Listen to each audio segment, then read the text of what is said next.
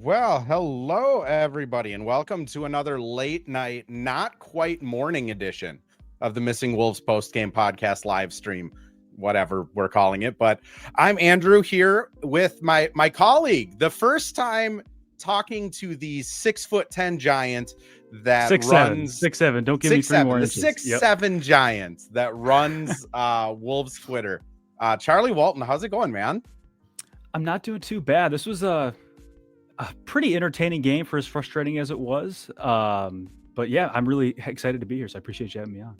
Of course, man. I wanted to get you on for the Lynx season, but you were like in the middle of journalism school and all of that stuff, or getting into journalism school. So now I can tap into you a little bit more. Yeah. Totally. How's the U of M going? It's going good. It's going good. I transferred in from Normandale, the community college, so the classes are definitely quite a bit more challenging, but they're enjoyable. So it's all been good so far. Yeah. Yeah. It's different when you go from community college to like the U, but I'm glad it's going well. I mean, you deserve it. I was told from Nadine Babu, who is on the first game, post game, how the heck do you do the graphics so fast and so well? Oh, that was my only homework to ask you was like, how does he do the graphics in 50 seconds and that well? Yeah. Honestly, it's just like I use GoDaddy Studio, which was like called Over for a long time, and it's an app on your phone, and I've been using it since like the pandemic, and I've just gotten good at like learning the tricks of it, and I get the final score graphics fired up beforehand. So yeah, it's that's funny that you asked me that, but yeah, it's I appreciate the compliment though. I said that you were coming on. She was like, you just have to ask him that for me because like he is so good at social media. Oh, I appreciate that. GoDaddy Studio. That's the answer. Well, Charlie, let's get into it. I figure I'll just give you the floor first here. Luka Doncic, just a magnificent 49-point night, almost a 50-point night. He was getting everything he wanted. The title of this is The Wolves' Defense is Not Their Identity, because it just hasn't been so far this season. But what did you see from Luka tonight that was just especially, I don't know, we'll look at it from the Wolves side, so like heartbreaking? Yeah, well, and it's just, I mean, he just did it in every way possible. It started with the domination off the screens, and like right then and there, you kind of knew the Wolves were in for a long night, I thought, because like Dwayne Wade pointed out, when they go under the screen, Luke was pulling up from the logo. When they go over the screen, he's attacking in, and he wasn't passing at all. It was a lot of floaters and layups and stuff. And Jaden was frustrated there. I'm sure we'll talk about the fouls or whatever, but yeah, I mean, he was unstoppable, and it's a shame because Ant played really well, and it was like the Ant versus Luka pairing was, or the matchup was as good as advertised, and then Luka just kind of ran with it and left Ant in the dust, and it really didn't matter what Ant was doing out there. It was just defensively the Wolves, they just couldn't stop him. Yeah, and it's just so interesting because last year in the postseason they did such a good job of slowing down LeBron when he was in there, and then they kind of held Luka in check, which, I mean, let's just talk about the fouls. I mean, Jaden picks up a fourth foul in the third quarter. Mike Conley could not play tonight without, 4 fouls in like 9 minutes for him. Yeah. I mean, it really was, I'll leave it to you, but just, did you think the refs were like unfairly calling fouls, or do you think it was more of a frustration thing? I think, most of the fouls to me were legitimate, although they were very frustrating. They were maddening, and a lot of times they were just kind of downright weird. Like Jalen pokes Austin Reeves in the face. That was really marginal contact. Reeves was laughing after it. I don't know what he says. I would love for Reeves to be mic'd up and we could hear him all the time, because he just seems like a card during the games. And then that one earlier in the game when Reed just kind of like toppled over Luka, but Nas really wasn't doing it. Like he was just trying to get up to defend the screen, and then it was a foul on him. So I think overall it was just a lot of unintelligent fouls, I would say. But with Luka, like when it was a lot of pump fakes with him, and it's like unique. Like same thing when you try to defend Joel Embiid, for example. The coaching staff is like, stay down on the pump fakes. Nobody can do it. Yeah, and it's maddening from a fan's perspective. But I don't know. I mean, it's just when Luka's in that groove and he's adding the, he always has the pump fake, but it's when he's scoring off the screens and in isolation, and then he's doing the stuff with the pump fakes with his back to the basket. I don't know. I don't know how you defend that, without drawing a ton of fouls in that regard. He also, I mean, sometimes he doesn't pump. It's not like Jimmy Butler, where Jimmy's good for 3 or 4 pump fakes every drive to the basket. Mm-hmm. Like there's sometimes where Luka just pulls it quickly. There's sometimes where he pump fakes, pulls into it. If he doesn't get the foul, he's able to like make these circus passes. For me, the foul that, I mean, my eyes almost rolled out of my head was the Rudy Gobert take away the Ant dunk foul where Austin Reeves just kind of like flops over, and it is what it is. Like it's just that's how the NBA is called. I do think it's interesting, at least from like, optics wise, that the Lakers are always in the top 3 or 4 teams for fouls, and they have Luka now. So I would assume that that's going to be more egregious. Yeah. But at the end of the day, like you said, you got to stay down on those pump fakes. He got Jaden on one of them. He got Mike on another one of them. It's just easy points if you're sending Luka to the free throw line. Yeah. And then when he has it going from 3, where he's just hitting them from logos, it's just kind of over, which, Cole says here in the chat, Cole, we're going to try and talk you off the ledge here, hopefully. But the team is not serious. Game 2. There's 80 more. Winning a championship. They will have to blow this team up. It's awful. I bet we lose to the Pacers and maybe the Nuggets. I mean, what can you say to Cole, Charlie, that would maybe pull him a little bit off the edge here? Well, I mean, Anthony Edwards had 41 points the other night, and then tonight he had 31 on 11 of 19 shooting. That in itself, I think should be step back from the ledge a few feet. But yeah, I mean, the Wolves definitely have issues to address defensively. I mean, like Portland was relative. I mean, they kind of made whatever they wanted through the first 3 quarters, and then LA kind of did whatever they wanted for all 4 quarters. But the integrity of the the Wolves still played it wasn't like they were dejected at all, like they were in LA to start the year, last season. I don't know. I think Luka starting the game like he did, it just really like catapulted everything for LA. And I know that's not really like he would have liked Jaden or Jalen or anybody to just be able to just contain Luka, and then the defense can do something else elsewhere. But I don't know. It was a tough matchup, I think, from the start when Luka is playing like that. But certainly I think like a lot of times there's just like with the defense, one pass away, there's open shots. And it was that way in Portland. It was that way again tonight. And that's where it doesn't matter who's playing. If it's Luka going for 100, that needs to be better. Point of attack defense, and you need to be able to rotate and not have easy shots be generated so easily. It's one of those things that Nikhil did so good last year, right? Was just, I mean, even if it wasn't his rotation to take, he would just see someone getting open and just fly there. I feel like Mike did a really good job of that the last 2.5 years he's been here. But I mean, Mike just looks like it might be a different stage of his career, which I mean, 38-year-old point guards, this is what happens. My favorite point guard, Jason Kidd, it was over. He went to New York. And I heard you say that on Wednesday's show. You were kind of like, sometimes with undersized point guards that can just fall off. It's just done. Yeah, like you're right. That's a really smart point. Yeah, and it might just be for Mike that it's done.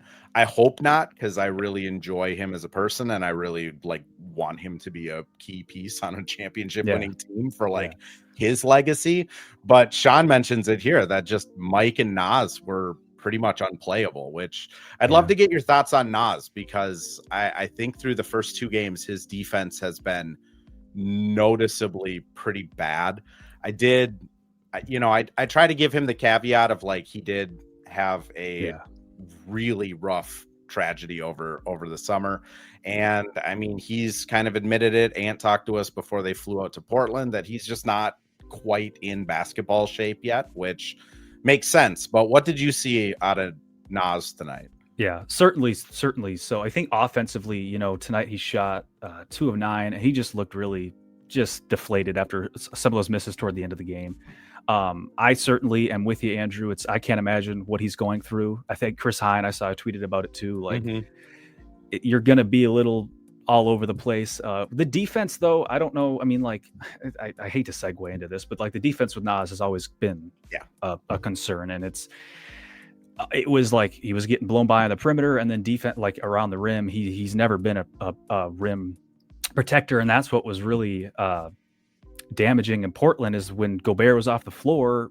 When Nas and Julius were out there, they couldn't get a stop at the rim. Part of that was because Portland, there was no point of attack defense, and they were just able to kind of get downhill. But still, when Gobert's not out there and Nas is tasked to be, I mean, he's a good shot blocker. He's just not a good rim protector, and it's weird. You don't think those two things would go together, but with Nas, they do. He's just not a very good defender. He's got a long wingspan. He can block a lot of shots, but defensively, it's hopefully he can start to figure out little things to improve. The Wolves really need him to, just he's going to be here for a while, and he has to be better defensively. I mean, you're right. He does. He just has to, which if you're going to be like glass half full on it, hopefully as the season goes on, he's, kind of in game shape and, is able to kind of heal from the tragedy of losing his sister, that those things come around. I mean, the other thing is Nas is so hard on himself that, I mean, you see it when he misses a couple shots in a row. He beats himself up more than probably anyone could on the court. Yeah. And that's great because it means that Nas, it's how he got to this point, is being that competitive where he wants to be great. But it is just, I mean, it also leads to stuff like this. That's part of the reason why he has such high highs and such low lows in his play style. But I mean, Nas, I would bet on at least coming around at some point. Oh, yeah. Professor mentions down here too, we have to shelf that Ant Luka debate. For tonight at least we can maybe regroup tomorrow morning, but tonight, I think Luka is on his own pedestal. Yeah, and I mean, if this really is just a see what we can do type of Lakers season where Luka's going to get 50 almost every night, he can. That's how good Luka is. Yeah. But I think the other thing that, and I'll be more positive with this one, but I want to get your thoughts, is just Jaden. I think other than the fouls, which has been something that has plagued Jaden his entire career, the first two games have been really fun Jaden games. Yes. How about you? Yeah, I completely agree. I had that down. I believe he had 12 attempts last night, or on Wednesday, 12 attempts again today.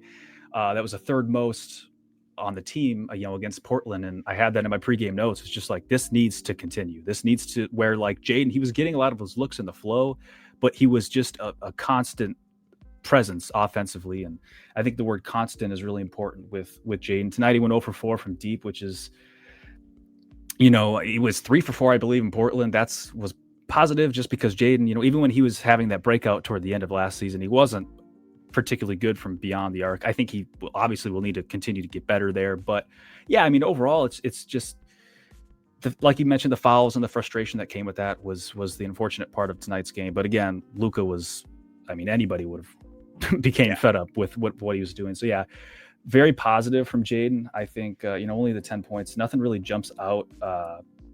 But yeah, I'm with you. I think overall, these last two games have been a good start to the season for him offensively, or encouraging at least.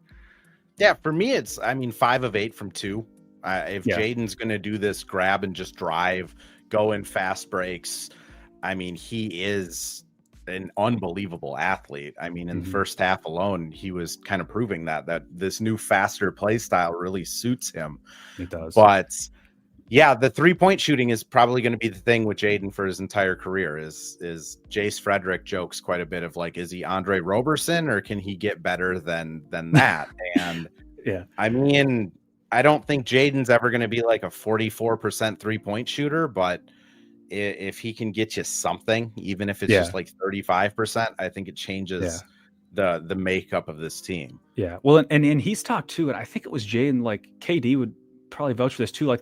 When you're taller and you've got longer limbs, I'm pretty sure it was Jaden was the one that said this, your mechanics, it's really easy for your mechanics to kind of get wonky. And Jaden's jumper is unique, and he kind of pulls it really high. And his unique jumper is effective when he's in the paint, and he's got those little mid-range pull-ups because he could just hang and shoot over anybody. But then 3-point wise, I think that's where it might get a little bit like just consistent, repeating the same jumper, being as long and as tall as Jaden. Like, yeah, you can shoot over guys, but then it's really hard to repeat that jumper. So I wonder if that still is part of Jaden's issue. I'm just speculating right now, but I can't help but think maybe that's part of it. Certainly could be. I mean, it is hard to have. I mean, I don't think people truly realize that, like, yeah, he's listed at 6'8", 6'9" on 2K. He's like a 7-footer. Like, yeah, he's huge. He's a giant dude. Yeah. And like, there's a reason giant dudes outside of Wemby don't have like great 3-point strokes. Yeah. Charlie, I'm going to throw us over to a couple ad reads, though, because I do have to pay bills at some point. When we come back, though, I do want to talk point guards with you, because I feel like this was another game where it worked for the most part, but like, I don't know how sustainable this is. But first, ads. Well, hello. Thank you, Livestream Andrew. This is Ad Read Andrew. And today we have Firehawk Construction and Remodeling, the presenting sponsor for the Missing Links podcast. Firehawk Construction and Remodeling strives to inspire people to follow their ideas, working with respect and understanding to create a quality, tailored result. Firehawk Construction and Remodeling, located in Blaine and serving in the North Metro area, is here to help you with your building and remodeling needs. I can say personally, thanks to Firehawk Construction and Remodeling, I have a beautiful deck in my backyard and countless projects that I started, they finished.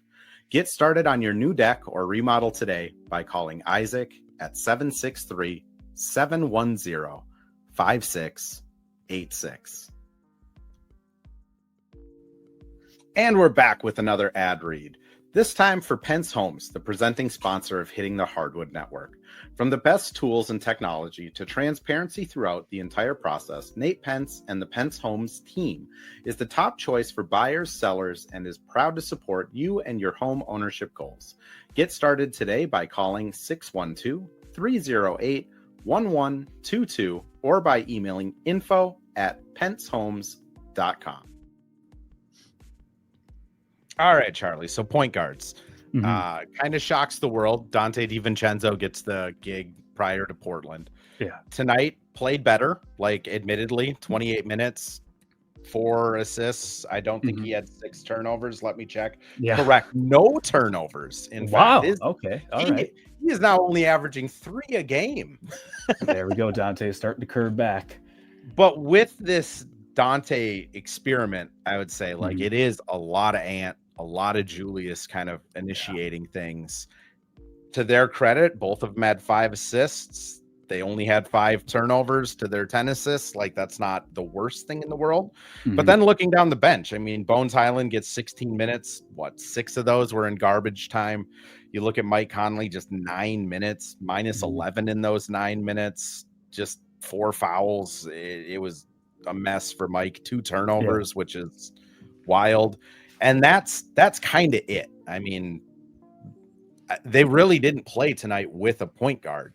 And I wonder what your thoughts are just on how sustainable this type of play style is as more tape gets put out on this team.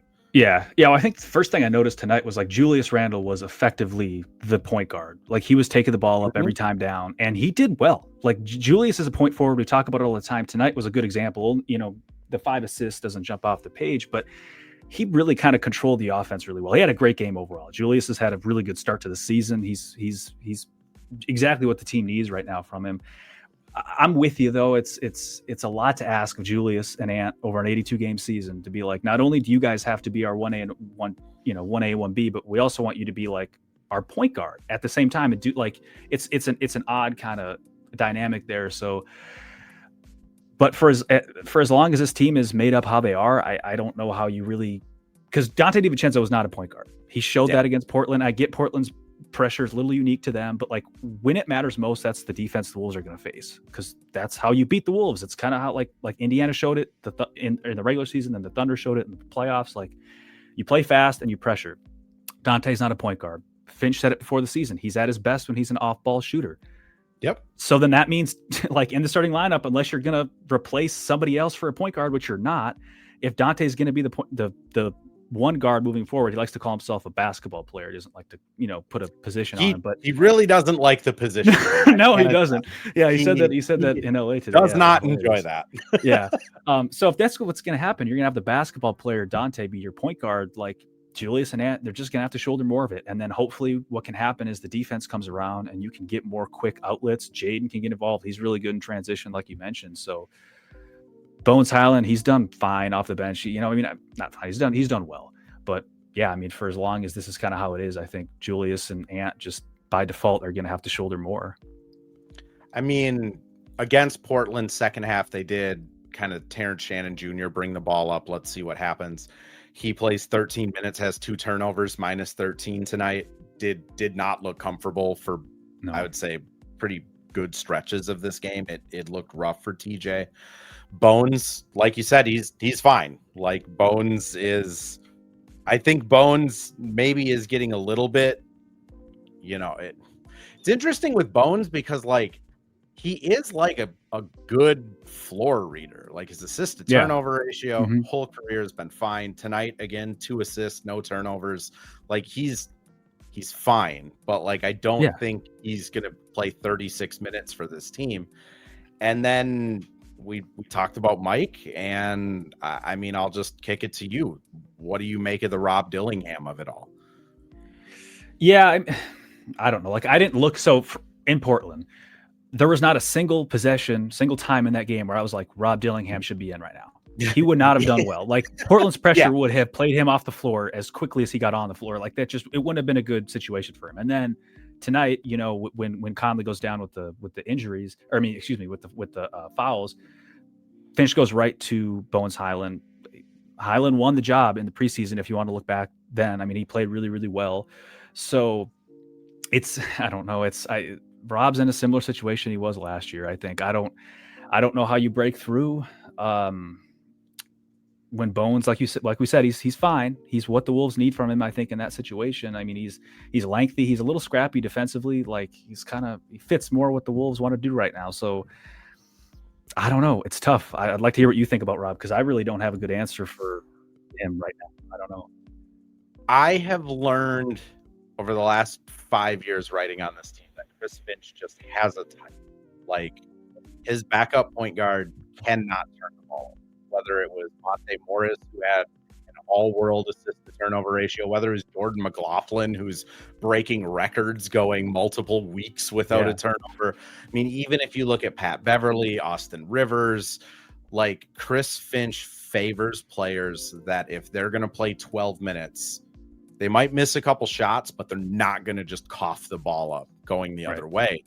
And Rob's biggest thing, even going back to Donda, is turnovers. He was a turnover sieve in Kentucky. Last year, every opportunity he turned it over. Last summer league, he turned it over. Last training camp, he turned it over. This summer league, he turned it over. And then this training camp, there was 2 really good games, 2 average games, and 2 really bad games. And I think when you look at Bones, he's just not going to turn it over. He might take a really bad shot at some point, but that gives you the opportunity for an offensive rebound or to get back in transition. He's not just telegraphing a pass that leads to a dunk. Right. So I don't know how Rob breaks into this. And Sean brings up, if they're not going to play Rob, why not trade him before his value tanks? That's where I'm at right now. I think it's telling that they're not playing him. I thought if it was we don't want his confidence to get crushed, maybe he would get some time here against LA when the game mattered. But I do wonder if that's maybe what the play is just keep him on the bench, keep his value high, and see if you can make a move at the deadline with a guy that is still, I'll be honest, other teams really think, other teams' media members, I'll say that, think really highly of him. A lot of people are what is Minnesota doing? But to me, that's all it is just the turnovers, which unfortunately for Rob, you don't get better at that without playing. Well, exactly. That's just it. Is he can't find a groove, and I definitely can see the the stance on just being like, hey, we just got to move on from him at a certain point. My thing is like right now, the only value he has is the unknown and the excitement of what's to come. He hasn't shown anything. So the other part of it too is like with Tim Conley, that'd be a really pretty big ding on his resume. He doesn't have many at all. His track record's been pretty flawless in Minnesota. So if Rob Dillingham gets moved, I don't know I have no idea what a package would look like, but at the deadline, like, wow, you really traded up to draft this guy. And it's like clear. And like, let's say he goes somewhere, he gets traded wherever, and he actually plays well. And he still is turning the ball over. He's able to work through it. And then it's like, you realize, well, Tim just drafted a player that, like you mentioned, is not Chris Finch's type and just was never really going to have the opportunity with the stakes that the Wolves are playing for and all these things. So it's tough right now for Rob, certainly.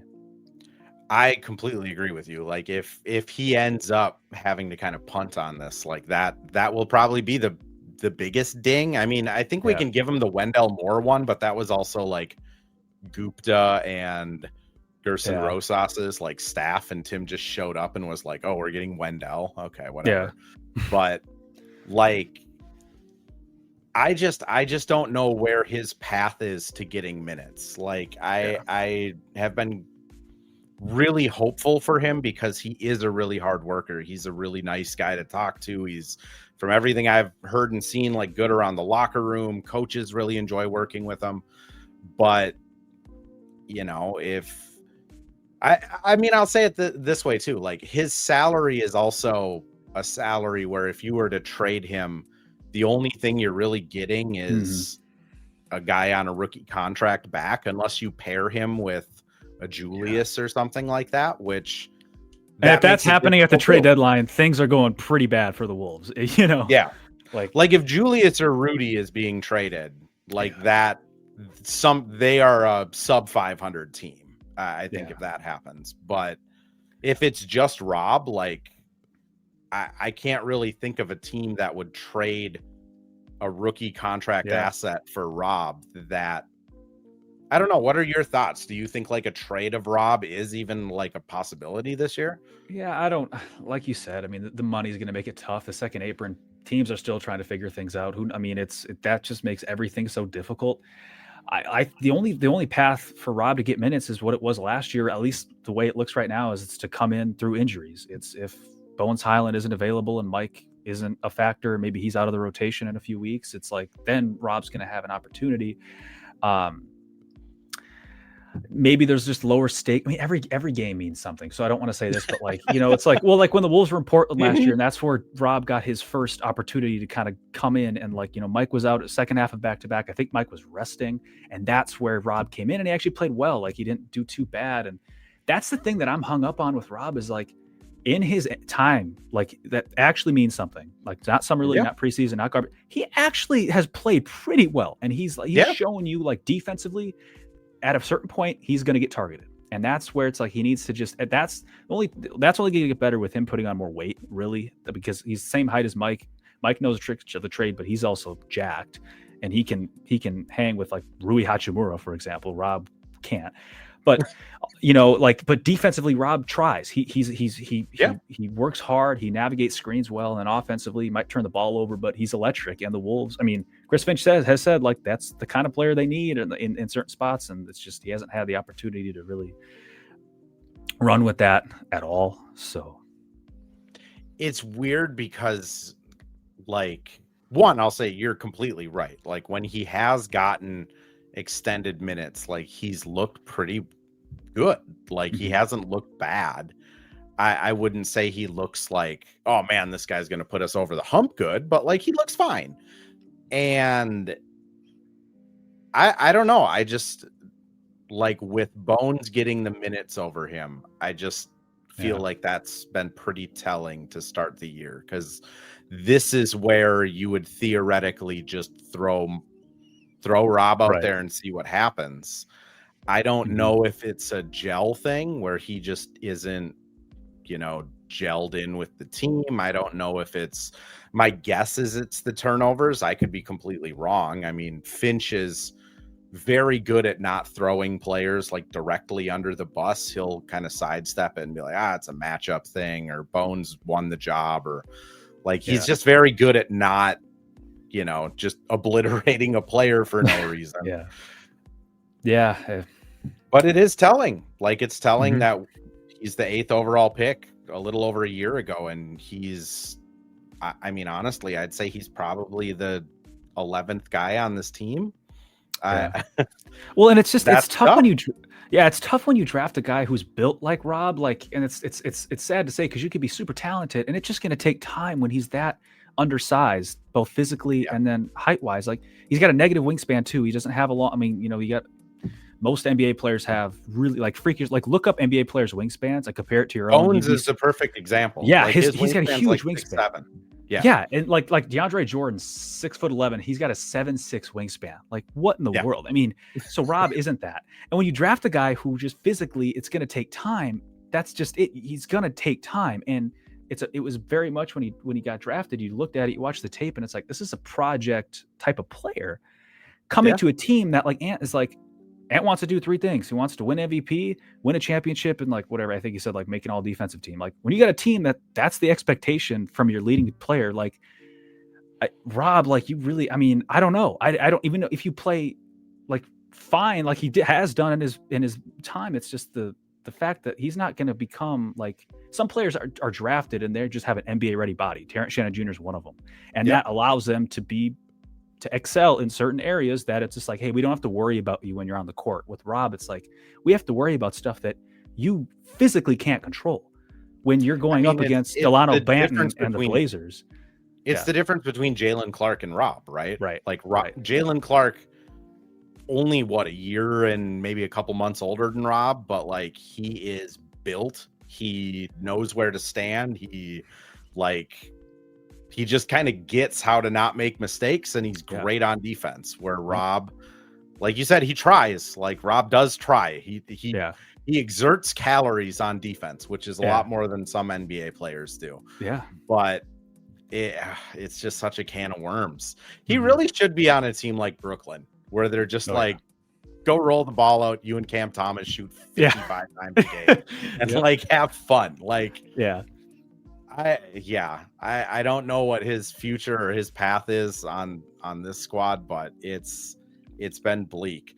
I do want to ask you one more thing before we get out of here. Johan got a few minutes at the end.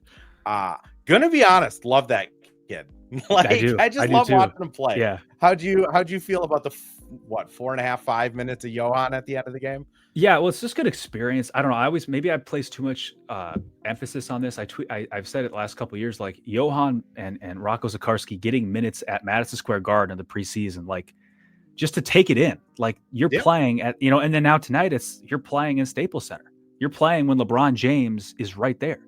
You're playing on Amazon Prime, even though, they still know it's a national televised game. It's like, that's good experience. So, the Wolves need rim pressure. So Johan Berenger getting a shot at just some, like, break the glass, dude. We need, like, if it might come down to that, who knows? If the season starts to play out next couple of weeks and Gobert, when he's on the bench, the Wolves still can't get a stop at the rim. It's like, that's the one thing I thought the Wolves maybe could have looked at, getting like a break the glass, just like a DeAndre Jordan type of center this offseason. But right now it's Johan. I mean, Leonard Miller is really not a defensive presence. So who knows? So bottom line, it's just good exposure, I think, for him tonight more than anything. But yeah, 4 rebounds, and then he had that dunk or whatever. So he had the contest against Bronny, where Bronny is like going right side, and you could just kind of see it. Like, Bronny definitely thought, like, I'm going to get to the rim here. I'll get a little bucket. And Johan jumps approximately 37 feet in the air and almost blocks a floater. And it's like, he does stuff like that where it's just like, he's going to be something. Like, his athleticism is just insane. I don't know what he's going to be yet, but like, he's going to be something on this team. I don't know if it's this year, but I'm going to be honest, like, on nights like tonight where Rudy checks out of the game and kind of the wheels fall off, it does make you wonder how much worse it would have been if they just looked at Johan and were like, go on in there, buddy, see what you can do. Yeah, no, he'll be like, the dude just flies in transition. And that's, if the Wolves want to be a fast paced team, just not only, like, I'm not even talking this season or next season, but just if that's a part that they want to have ingrained in them, like, he fits that bill to a T.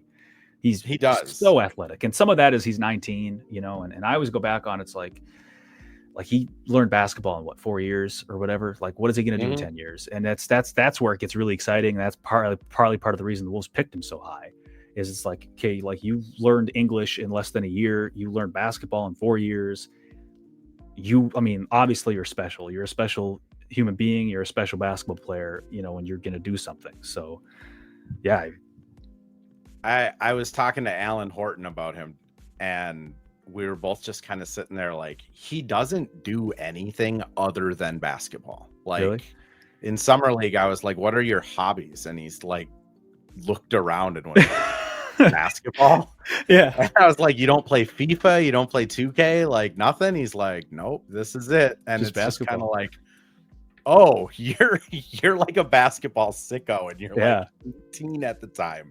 Like, I get the appeal with him. And then you look at him in practice, like he's glued to Kevin Hansen. He's always working on something after practice, whether it's footwork. Like, that kid, if there's a positive tonight, we got to see the first of Johan, because I don't think that's going to be the last that we see of him. Rocco might be a different story.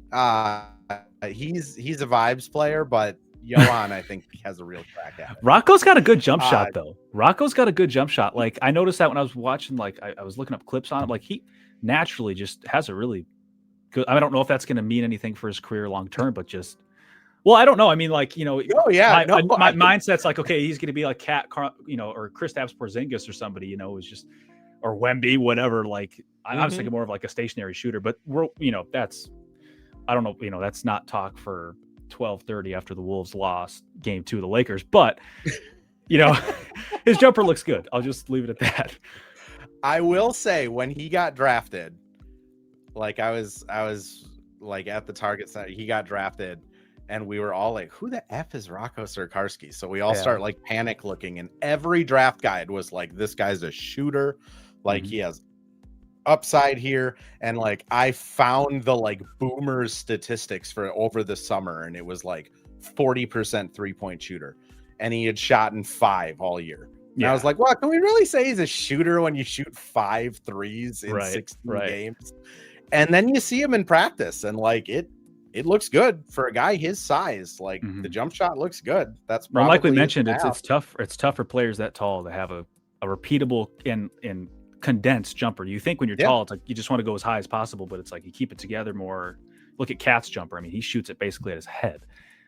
So his jumper looks good on Rocco. For me, and it's funny because now Tiago Splitter is the I think he's going to be doing the Portland head coaching duties for the foreseeable future. Like, that's probably his path, is like slow, pretty good interior defender, can hit threes. Okay. Maybe he gets on a Spurs team that has good ball movement, and it's fine. But Charlie, that's all I had tonight. We had almost 400 people come through a live stream at 12:30 after a loss. So to everyone who swung by here, you guys are the true basketball crazies, because I would not be doing I would not be in a live stream right now.